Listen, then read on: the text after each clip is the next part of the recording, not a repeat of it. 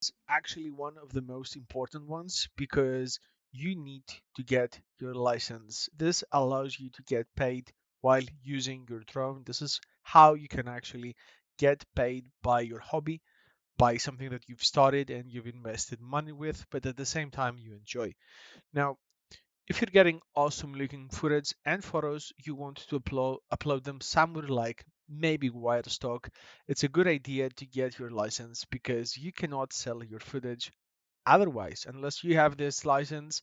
Now, to get this license, you actually need to take a test and you actually need to study for this test. You learn about controlled space, airspace, obviously.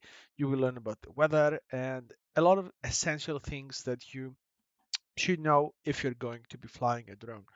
Also, it gives you a deeper insight into how unmanned aircrafts work. It's not a super hard test. If it's something that you're fascinated by, I'm sure that you're going to be more than willing and able to get past through this one.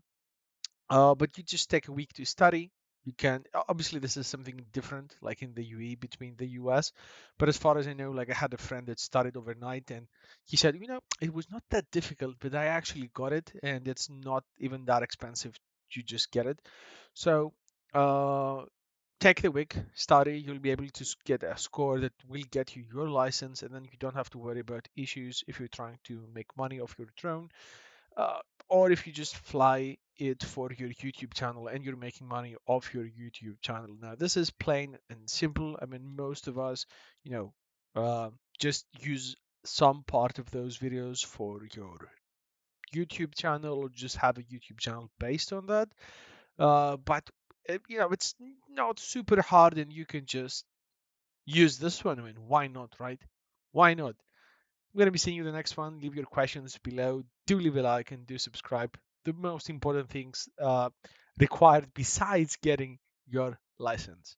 Cheers.